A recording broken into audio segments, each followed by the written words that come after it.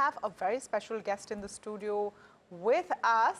Richard Yetsenga, Chief Economist at ANZ Group, is in India, in Mumbai, and in the NDTV Profit studio. So Richard, first of all, thank you for coming in. Thank you very much. Fantastic to be here. Welcome. Great to have you here, and at a very interesting time with so much happening in the last couple of weeks, right? You've had the Fed rate cut, 50 basis points, more than some of the street anticipated. We're ahead of a U.S. election, and India is the story. Is that the three-line summary, you think?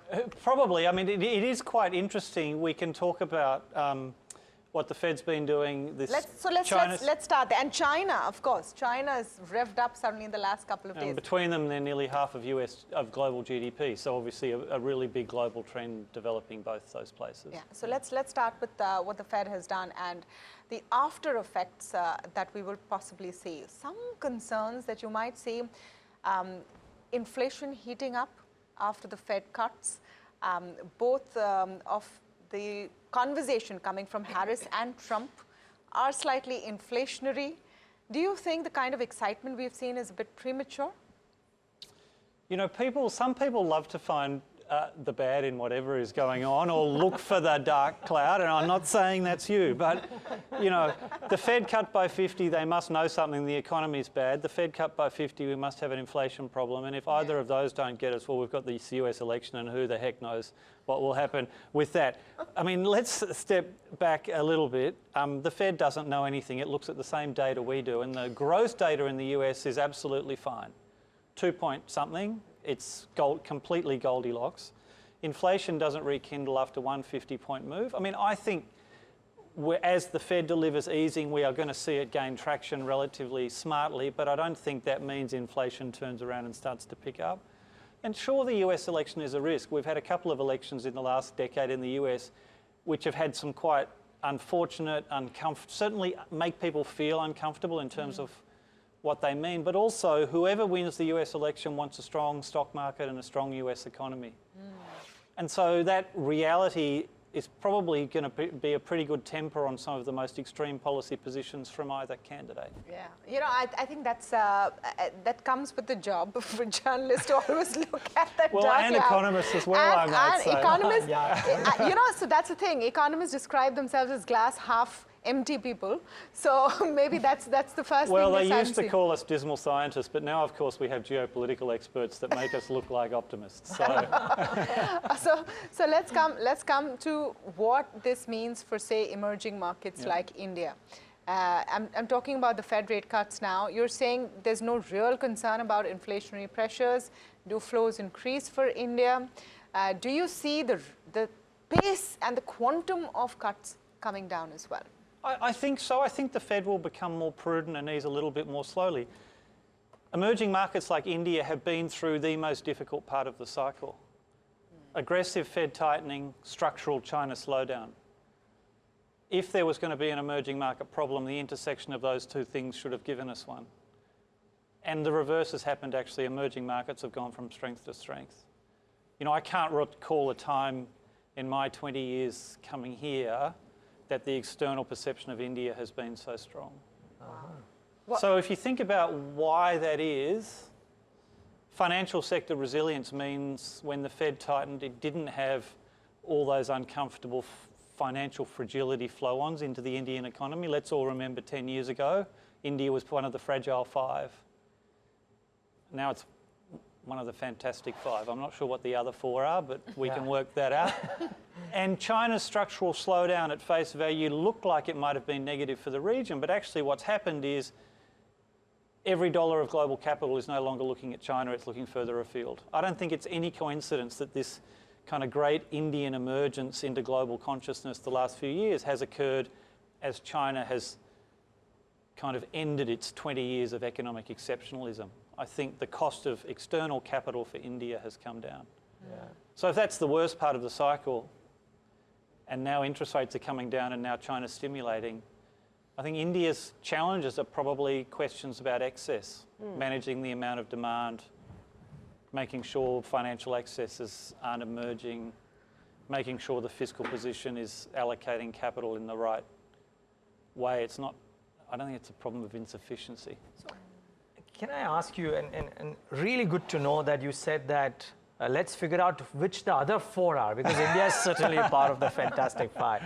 But here's the question. Never before, Richard, has India been looked at as a country which is managing one of the largest economies, managing the fiscal situation well. Yes. Current account, not a problem. Correct. Commodities coming off, especially crude, which is a blessing. And one of the highest growing economies. Is the best for India up ahead in the next 10 years? Because a lot of people say that a lot has happened already. Maybe the law of gravity will come around. Do you say that will not be the case? Well, look, India in GDP per capita terms is a $2,500 economy. I don't think there's any gravity yet. We're still spacewalking here. Oh, wow. You know, plenty of runway to go.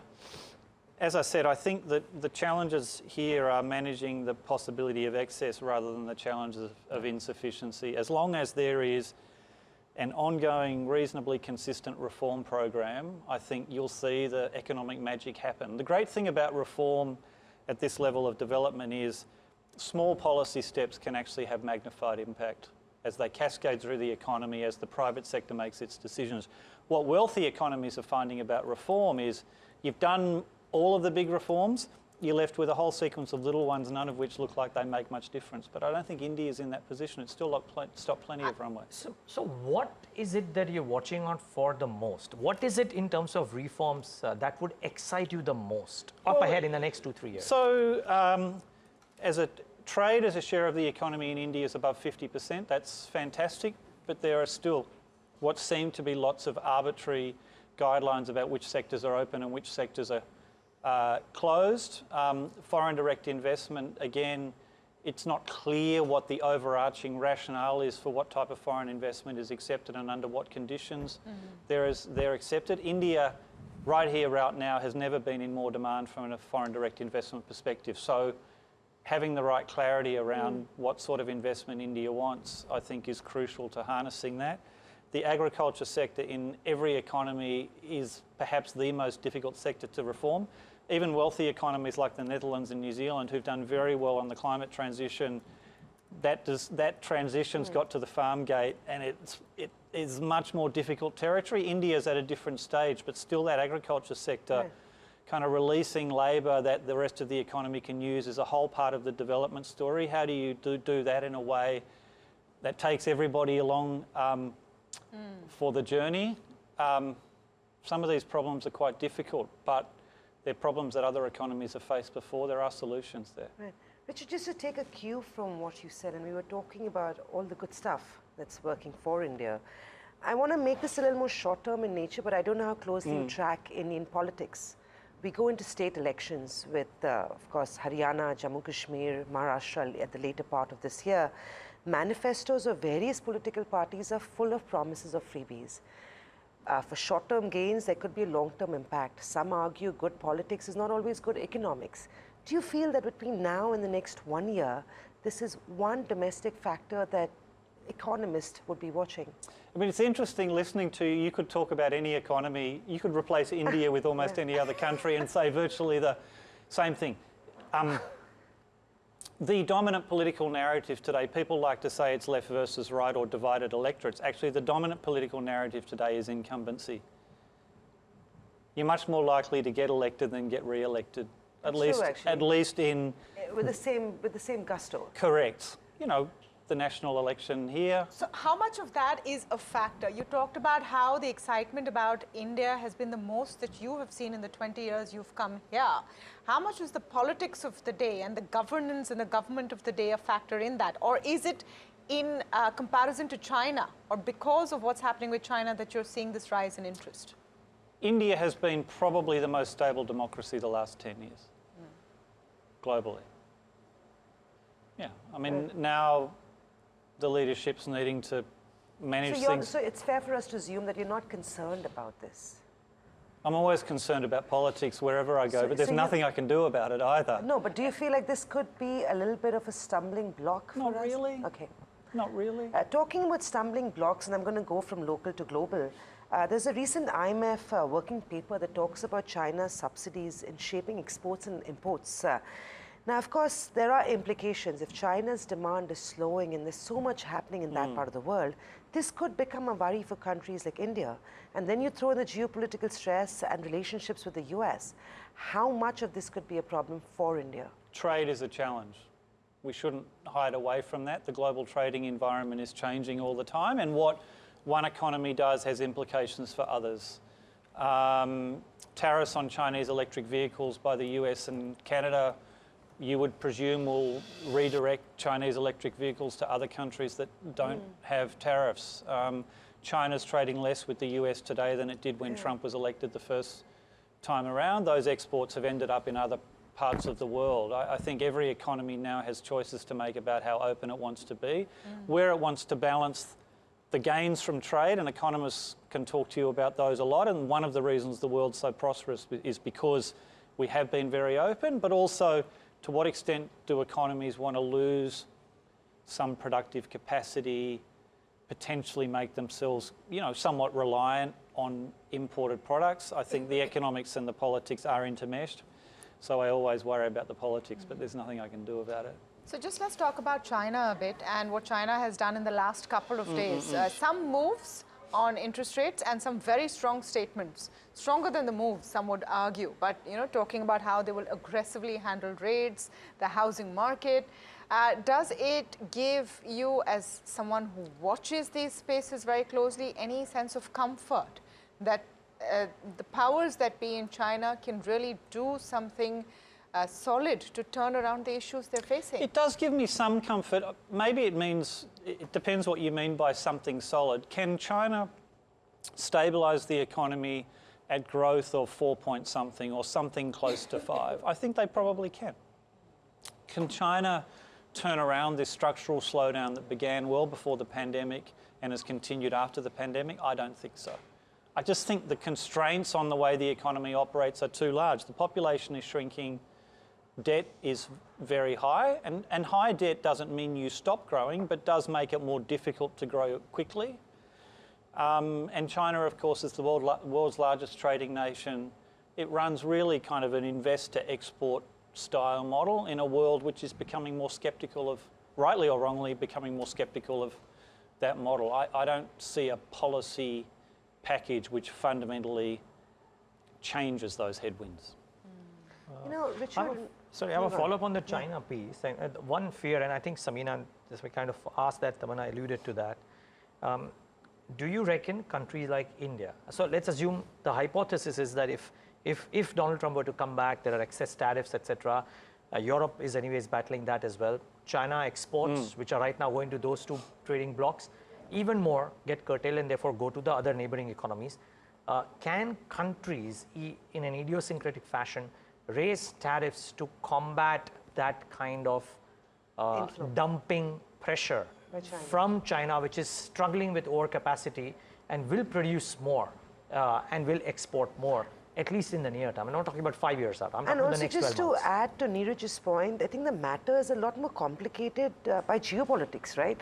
With the US and its proxies now viewing China as a threat in that sense to the leadership of the US, all of this becomes even more significant today, given what China has been doing. I did say before that geopolitics is making economists look optimistic, and this is exactly that. It's difficult territory, there's no doubt about that. I do think countries are in a position where tariff policy or trade policy is a more active arm of kind of your decision-making set, and you are thinking about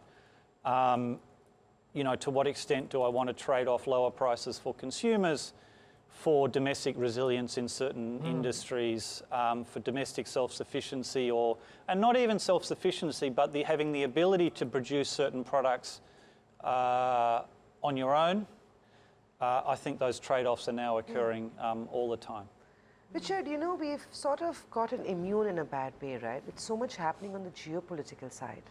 We went through the Russia-Ukraine war when we thought war was going to happen. There was a little bit of nervousness. And we seem to be getting used to this now. You have war between, of course, Israel and Lebanon. Unfortunately, there's talk about Iran. The only impact or the only reason we even refer to it is when we see crude prices move. But my very simple question here is, do you feel like there is a fear that while we're ignoring this today, this could actually blow out and catch up with the world economics?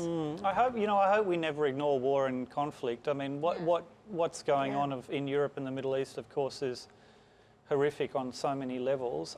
I don't think people have ignored these things. I think we have got a little bit used to them as part of the news flow, but some of these events and our resilience, the financial and economic resilience to them, I think go to the strength of the global system at the moment. We've got active military conflicts.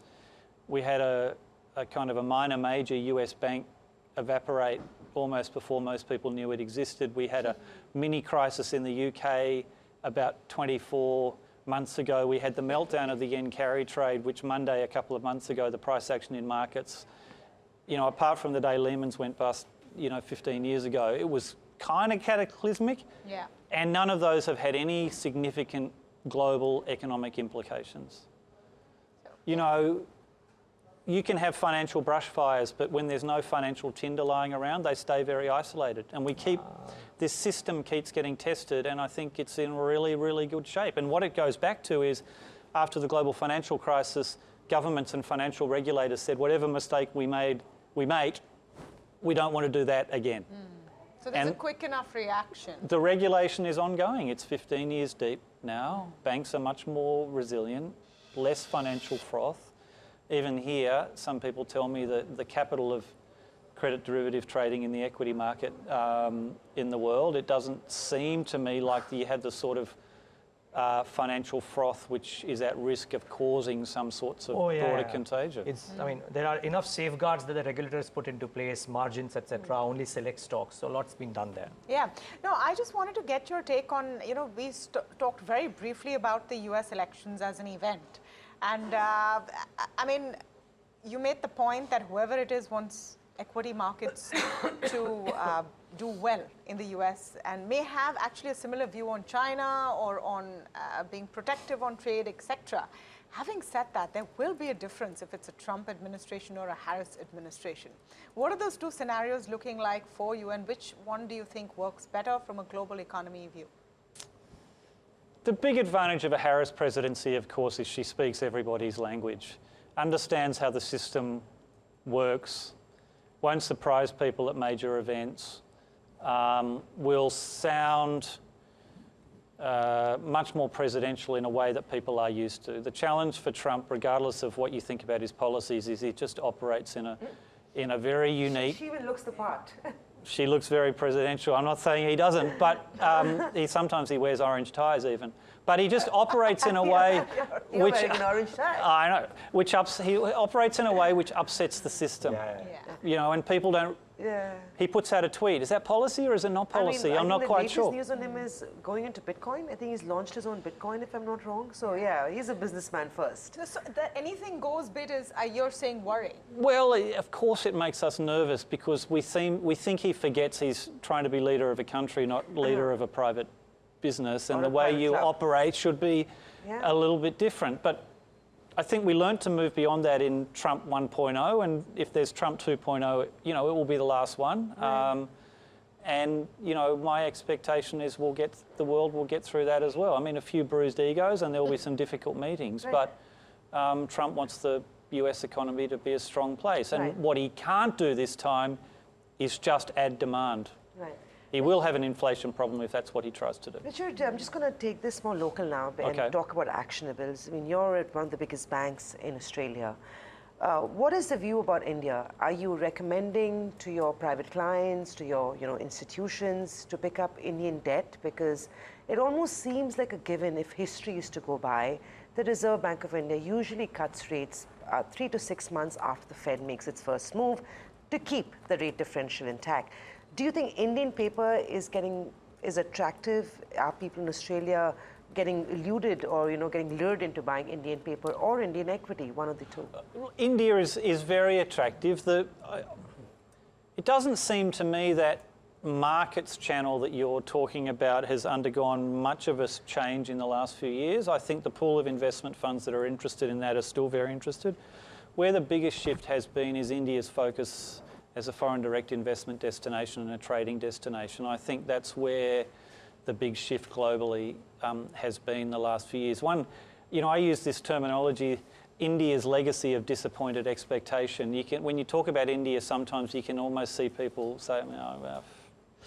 We've heard that one before, yeah? So do you think this time's different? Absolutely it is. You can see it. You can see it and you can feel it. It's very different. Yeah, the economy is performing very differently. The quality of policy making is very differently. Markets are behaving differently. And India's in a geopolitical sweet spot.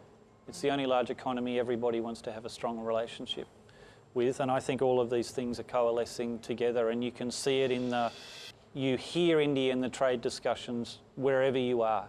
It's not investment or trade with China or Vietnam or Singapore or something else. India is a much more sizable part of that discussion now, and those sorts of discussions I think have much greater legacy than whether a portfolio manager wants to put a few more dollars into India. Yeah. Fantastic. Thank you so much, Richard. So good to have you here in our studios. Thank you. And we hope you enjoy your trip here and have an even better experience when you come here next time in terms of what the outlook on India is. So fantastic chat there with the global economist at ANZ, Richard Yetsenga, in our studios at NDTV Profit.